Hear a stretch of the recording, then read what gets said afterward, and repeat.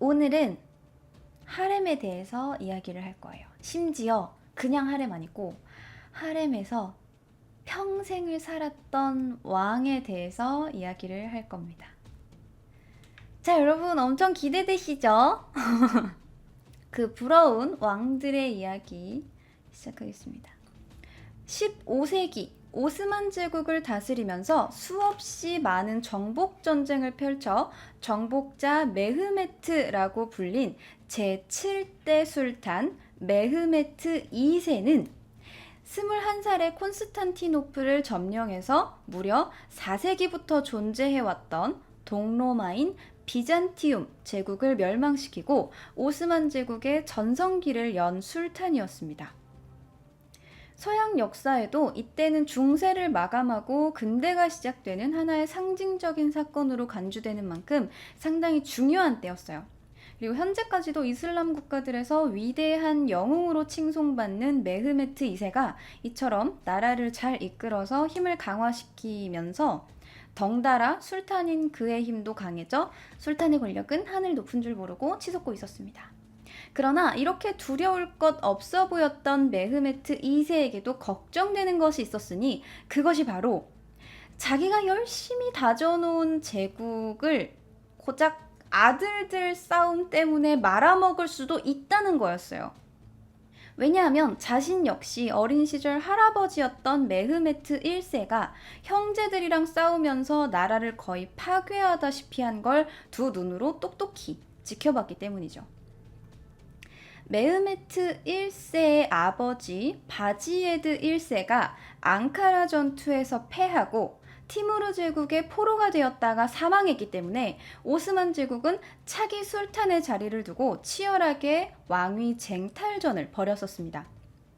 메흐메트는 형제였던 이사를 격파하고 왈라키아를 속국으로 만든 뒤 알바니아를 점령하고 헝가리를 공격했으며 그의 막내 동생이었던 무사 역시 같은 형제였던 슐레이만을 격파한 뒤 서로 왕위 쟁탈전을 벌였습니다.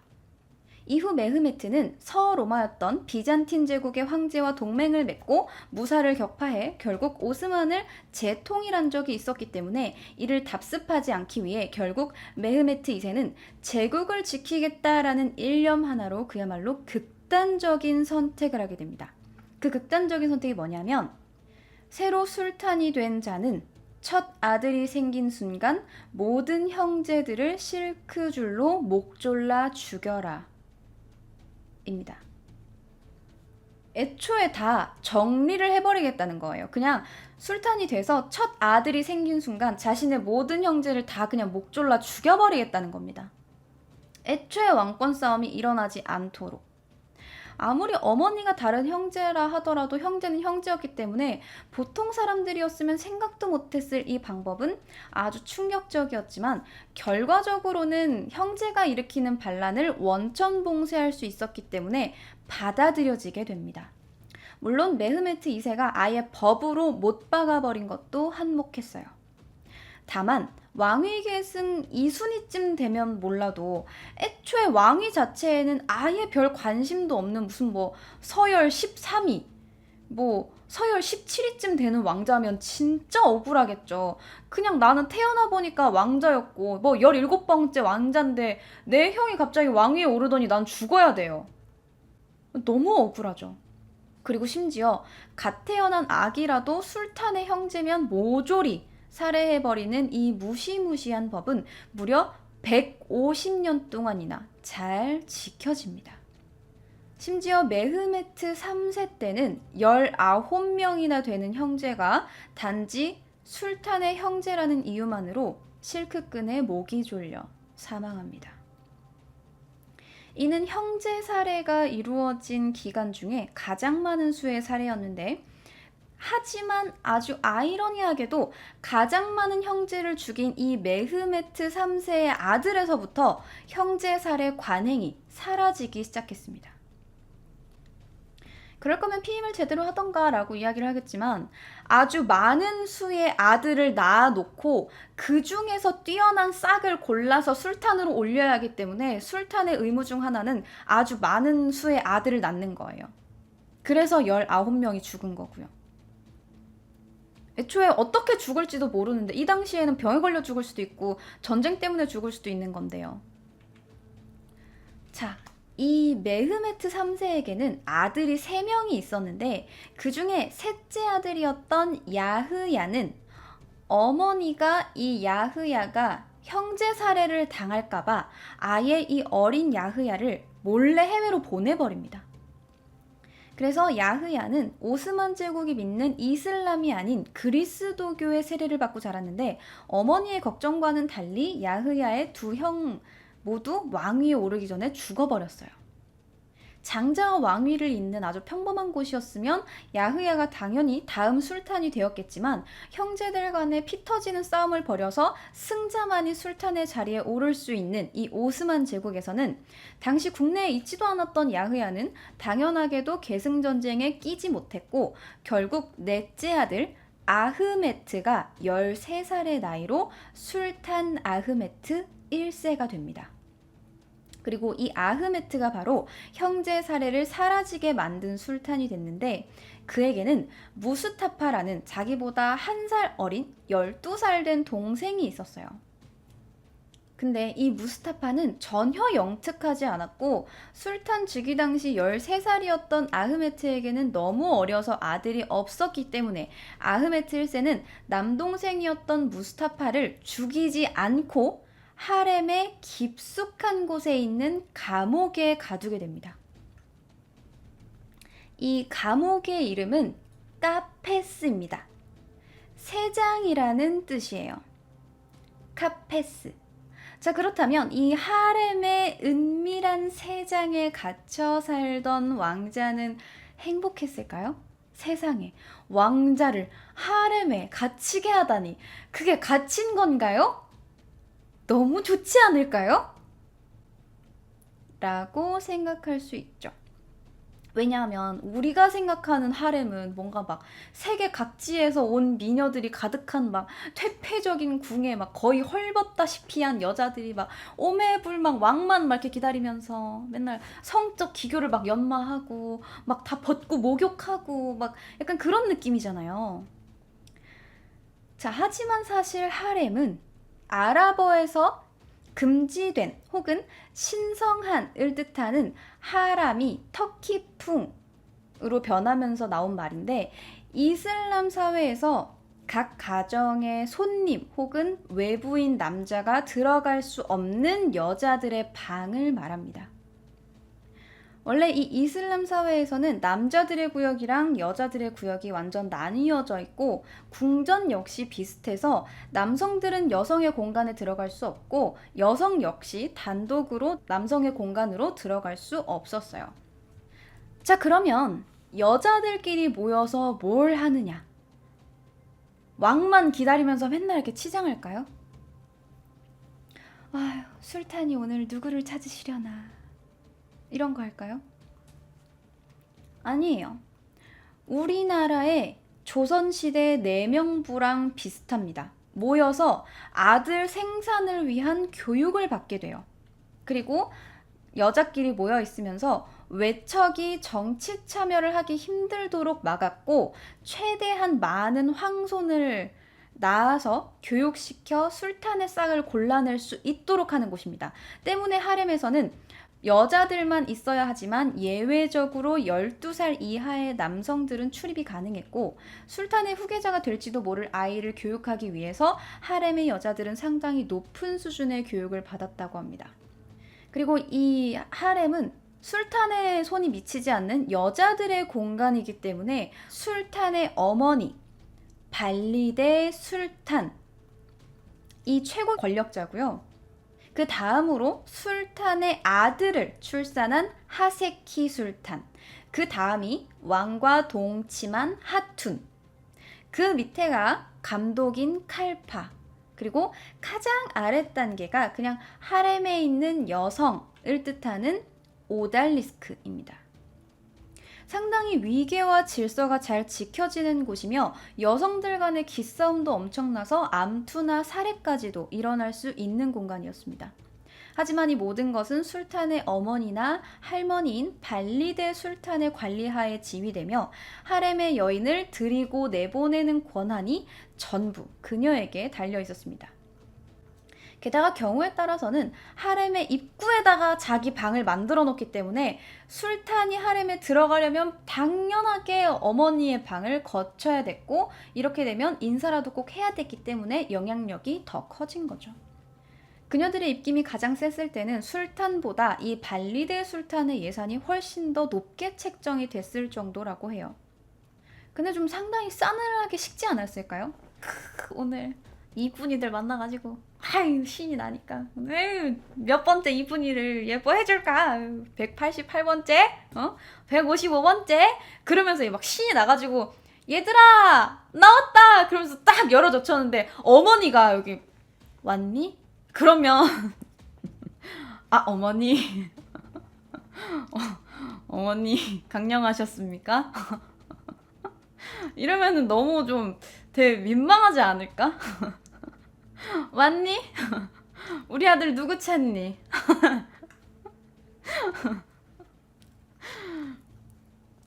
그랬겠죠. 저 같으면 되게 싫었을 것 같은데 그랬다고 합니다. 이곳은 완전히 그 발리데 술탄의 관리하에 있는 곳이니까요. 그리고 원래는 술탄이 이렇게 숙면을 취하고 싶다고 하렘에 들어가진 않아요. 들어갈 수는 있겠지만 보통은 이 어머니인 발리데 술탄이 정해서 술탄의 침실로 보내준다. 그래서 이제 그쪽에서 이제 후계 생산을 하는 거죠. 자, 때문에 하렘에 있는 여성들은 가장 잘 보여야 할 대상 1순위는 당연히 술탄이었겠지만 발리데 술탄에게도 필수적으로 잘 보여야 했습니다. 자, 그리고 이곳에 아주 예외적으로 들어갈 수 있는 남자가 있었어요. 그는 바로 거세한 환관이었습니다. 그들은 하렘에 영향을 끼친다라기보다는 그냥 관리인일 뿐이었지만 12세 이하의 남자아이와 더불어 하렘에 들어갈 수 있는 남자 중에 하나였습니다. 정말 딱 우리나라 규방 혹은 내명부랑 비슷한 법도를 가지고 있었던 거죠. 하지만 이러한 폐쇄적인 문화가 나폴레옹이 이집트 원정 당시 동행했던 학자들이 수집한 자료를 서적으로 간행을 하면서 오리엔트라고 불렀던 동방에 관심이 많아지게 되고, 동양의 신비에 목말라 있었던 유럽인들은 하렘이 정말 그야말로 신비로운 장소처럼 여겨진 거예요. 유럽 남성들이 자기만 바라보고 있는 이 나긋나긋한 수백 명이나 되는 여자들을 상상하면서 이제 우리가 알고 있는 한 사람을 향해서 수많은 이성이 애정을 바치는 것이라는 하렘으로 인식이 바뀌게 된 겁니다. 하지만 원래 하렘은 엄격한 관리와 훈련 체계를 갖춘 고도로 정교하면서도 복잡한 공동체였다는 거죠. 그냥 궁궐 내명부예요. 그렇게 따지면 우리나라 내명부도 사실은 하렘이라고 불러야 되는 거예요. 여자들이 모여있고 내명부의 기강을 내가 바로 잡겠습니다 그러면서 막 대왕 대비가 막 머리채 잡고, 머리채를 잡진 않았지만 어쨌든 기강을 잡고 막 이랬잖아요. 똑같은 거예요. 다시 무스타파 이야기로 돌아와서 무스타파 이후 수많은 왕자들이 이 카페스에 갇혀서 바깥 세상을 전혀 알지 못한 채로 살아가게 됩니다. 여자 음식, 여흥 같은 거야 원하는 대로 제공이 됐지만 보통 술탄들의 취미는 그 이제 하렘에 가는 게 아니라 그냥 사냥, 학문 이런 거였단 말이에요. 근데 이제 막 이 사람들은 오늘 죽을지 내일 죽을지 언제쯤이면 밖으로 나갈 수 있을지도 모르니까 그냥 막 기약 없이 그 카페스에 갇혀가지고 오늘 술탄이 기분이 좋아가지고 오늘 기분이 좋으니까 내 형제나 아들이나 하나 죽여볼까? 라는 생각이 들지 않기만을 바라면서 하루하루를 보내다 보니 대부분이 정신에 이상이 생깁니다. 그리고 무스타파도 예외는 아니었죠. 어릴 적부터 그렇게 건강한 정신을 가지고 있지 않았던 무스타파가 세장 속에서 점점 더 정신줄을 놓아가고 있을 때 형인 아흐메트 1세가 어린 아들들을 두고 사망하게 됩니다. 자, 근데 이 아흐메트 1세에게는 총애하는 여인이 둘 있었는데 그녀들에게는 모두 아들들이 있었습니다. 그중 장남인 오스만이 술탄의 자리에 오르면 자신의 아들들이 실크끈에 목이 졸려 살해될 것을 염려했던 애첩이 아흐메트 1세의 아들들은 너무 어립니다 라고 주장을 합니다. 그리고 이 입김이 셌던 그녀의 힘으로 인해 동생인 무스타파가 술탄이 되어야 한다라는 의견이 나오자 당시 하렘을 관리하던 환관들의 대표가 무스타파의 정신 문제를 제기하면서 이를 반대합니다. 이 무스타파가, 이 왕자가 정신이 지금 온전치 않다. 너무 불안해하고 술탄의 자리에 오를 만한 그릇이 아니다. 라고 이야기를 했으나 다른 사람들이 그건 감옥에 너무 오래 갇혀 살았으니까 그렇게 된 거 아니겠냐. 나와서 사람도 좀 만나고 바깥 공기도 좀 쐬면 나을 거다. 라는 말로 묵살해버립니다. 그렇게 14년 동안 갇혀 살던 무스타파는 갑자기 끌려 나와서 제국의 유일무이한 동생 술탄 무스타파 1세가 됩니다. 이는 오스만 제국 역사상 최초로 왕의 아들이 아닌 형제가 왕위를 이은 사건으로 이를 통해 싸움의 승자가 아닌 나이 많은 놈이 최고다! 라는 아주 새로운 관행이 생겨나게 됩니다. 물론 전 세계에 퍼져 있는 이 장자계승 법칙을 생각하면 흔한 전통인 것 같지만 물론 좀 다른 점은 형제든 누구든 상관없이 무조건 나이 많은 사람이 왕위를 잇는 것이기 때문에 왕의 아들들이 아니라 왕의 형제들이 진정한 서열 상위권이 된 거죠. 즉 이제는 삼촌이 조카를 제치고 왕위에 앉은 사건은 오스만 제국에서는 충격적인 사건이 아니라 그냥 너무 당연한 일이 돼버린 거죠. 자, 이렇게 얼떨결에 무스타파는 술탄이 됐지만 너무 오랜 시간 동안 하렘에만 갇혀 지냈고 게다가 정신도 온전치 않았기 때문에 그가 정치를 제대로 할 수 있을 리가 없었겠죠. 물론 바깥 공기도 정신 치유에는 전혀 도움이 되지 않았습니다. 그래서 이 무스타파는 어린 시동을 카이로에 총독으로 보내는가 하면 자기에게 잘해줬다는 이유로 자기를 내려주기도 하는 등 술탄의 자격이 없음이 너무도 자명해집니다. 그렇게 1617년 왕위에 올라 그저 허수아비처럼 이용만 당하며 제국을 다스리던 무스타파 1세는 1618년 다시 카페스로 쫓겨났고 조카이자 형 아흐메트 1세의 장남인 13살의 오스만이 오스만 2세로 왕위에 오릅니다. 자, 하지만 이미 왕을 좌지우지하는 맛을 본 이들에게 아직 성년도 아니면서 아랍어, 페르시아어, 라틴어, 그리스어, 이탈리아를 구사하면서 재능을 뽐내고 정치에 의욕을 보이면서 행정제도와 군대 개편을 추진하며 영토 확장을 하려는 이 영특한 왕은 상당히 거슬리는 존재였습니다.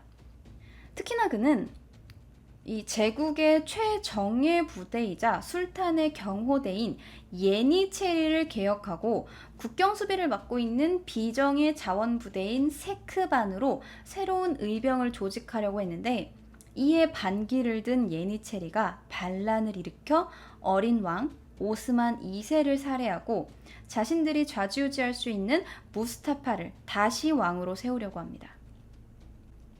그래서 이 오스만 2세를 죽이고 예니체리들은 가만히 카페스에 앉아있었던 이 무스타파를 꺼내려고 했는데 정작 무스타파가 왕을 하기 싫다면서 문을 열어주지 않아 결국 지붕을 뜯고 이불을 밧줄처럼 엮어서 위에서 내려와서 무스타파를 꺼내옵니다.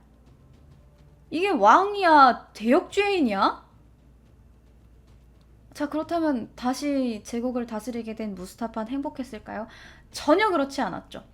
물론 나라를 다스릴 정신은 없었겠지만 그렇다고 주변 사람들한테 끌려다니면서 시키는 대로 해야 되는 것도 전혀 달갑지 않았겠죠. 주변에서 아무리 조카인 오스만 2세가 죽었다라고 이야기를 해도 무스타파 1세는 들리지도 않는다는 듯 복도를 돌아다니면서 방마다 문을 막 두드려요. 조카야, 제발 돌아와서 나를 이 왕좌에서 벗어나게 해다오. 조카야, 어디 갔니? 자, 그러던 와중에 술탄을 멋대로 조종하며 권력에 취해 있는 예니체리의 불만을 품은 반대파가 반란을 일으키면서 이 오스만 2세의 죽음에 복수하기 위해 이스탄불로 쳐들어오겠다라고 하고 있었고, 이 어리버리한 무스타파를 두고 양측에서 아웅다웅하다가 결국 오스만 2세의 11살 된 동생 무라트 4세가 왕위에 오르게 됩니다. 그래서 이 무스타파는 얼씨구나 하고 냉큼 왕자를 넘겨주고 다시 감옥으로 돌아갔고, 그곳에서 16년을 더 살다가 47살의 나이로 사망합니다.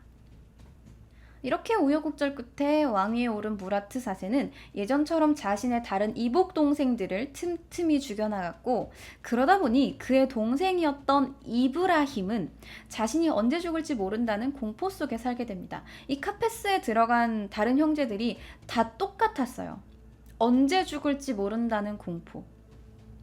하지만 역사는 되풀이되고 이브라힘이 세장에 갇혀서 벌벌 떨고 있을 때 무라트 4세의 아들들은 전부 어린 나이에 사망해버렸고, 얼떨결에 이브라힘은 유일하게 왕가에 남은 술탄이 아닌 남성이 됩니다. 남자는 형인 무라트 4세랑 자기뿐인 상황에 무라트 4세까지 갑자기 사망해버려요. 자, 그러자 이브라힘은 다음 술탄이 됩니다. 하지만 이브라힘은 왕위에 오르려고 하지 않았는데, 이유가 술탄이 자기의 충성심을 의심해서 시험하고 있는 거다라고 생각했기 때문이에요.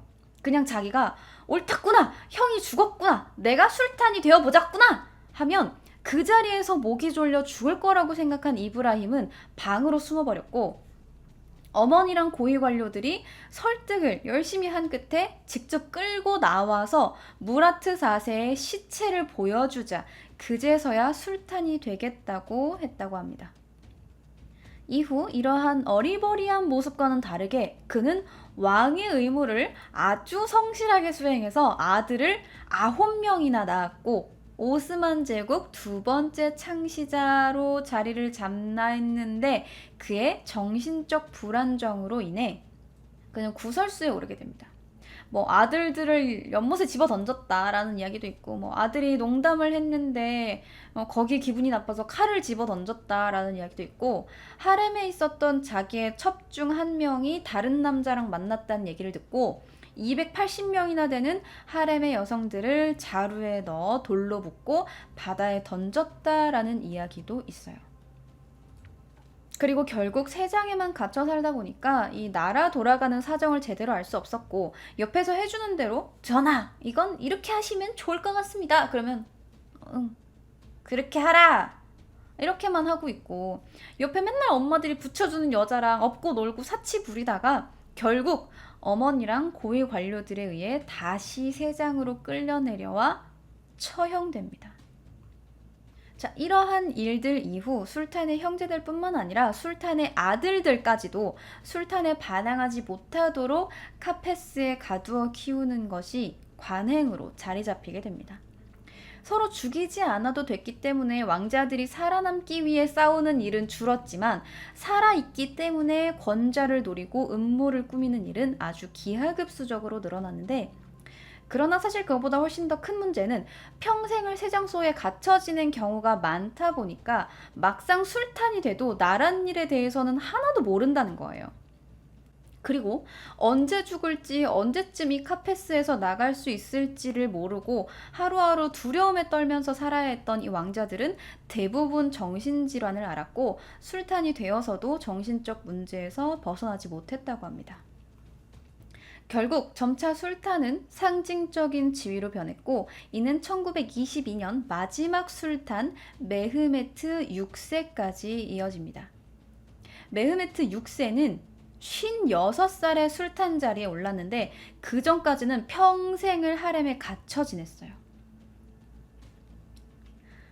그러나 그나마 다행인 건, 예전엔 술탄이 아니면 여자는 만나도 자식은 못 낳는 건데, 그나마 규율이 조금 완화돼서 결혼도 하고 아이도 둘 수 있게 됐다는 거죠.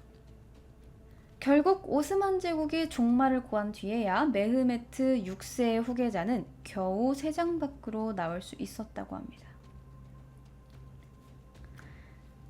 자, 이렇게 오늘은 하렘에 갇혀 지낸 왕들의 이야기를 해봤어요.